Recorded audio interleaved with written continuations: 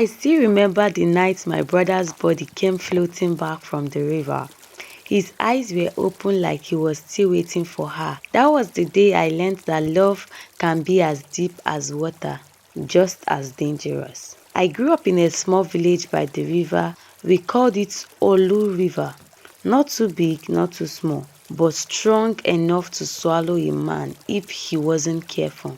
My brother Chima was the brave one. He always wanted to prove something to my father, to the villagers, even to himself. He believed love could make a man do anything, and maybe that's true, but that belief cost him everything. We lived with our mother in a small clay house close to the water.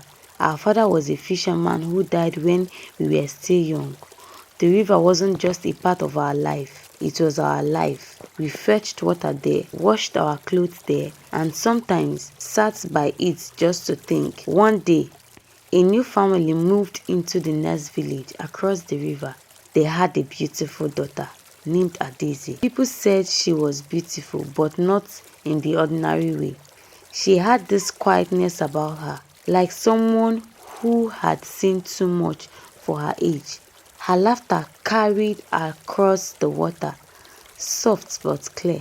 The first time Chima heard it, he froze. He turned to me and said, "If I don't marry that girl, this heart will stop beating." I laughed at him then.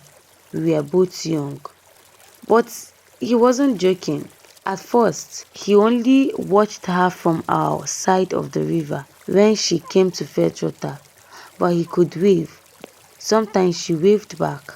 Sometimes she didn't. Then, one afternoon, Chima decided he was going to cross over and talk to her. The problem was, our river had no bridge. Only the older men crossed it by cane, and even they did it rarely. There were stories of spirits that lived in the water, the Mami water, the water woman who took young men away if they crossed without respect. But Chima didn't care. He said love was stronger than fear. He went to the river bank, stripped down to his shorts, and looked at me. If she laughs at my jokes, I will marry her. If she doesn't, I'll try again tomorrow. I tried to stop him, but he smiled. That kind of smile that says, I've already made up my mind.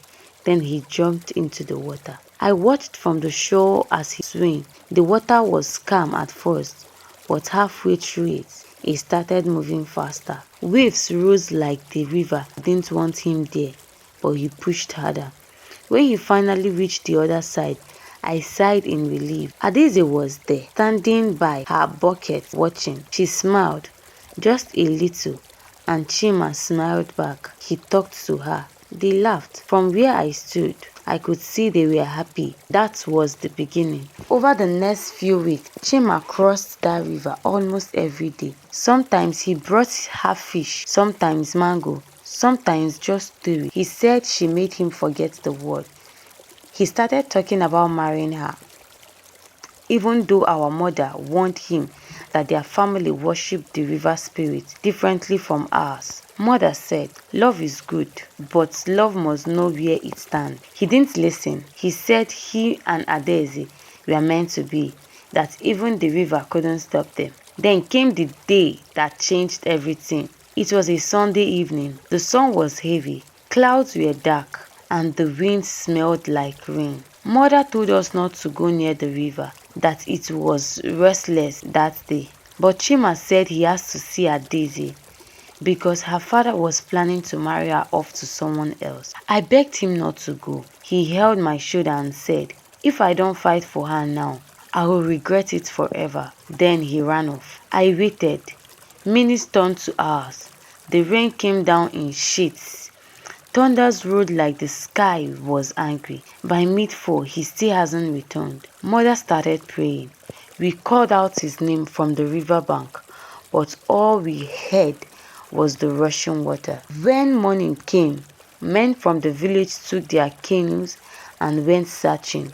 They found him near the edge of the other village, his body tangled in water weeds. His hands still clenched a small necklace. It was Adaeze's. When we went to return the necklace to the family, they said something strange. Adaeze hadn't been home since that same evening. No one knew where she went. Some said she had drowned too. Others said the river took her. Some whispered that she wasn't even human, that she was one of the river spirits who came to test young men. I don't know what to believe. All I know is, since that day, the river has never been the same.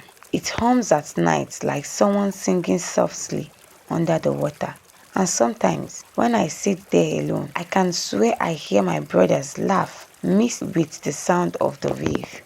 People in our village still tells the story of the brother who crossed the river for love.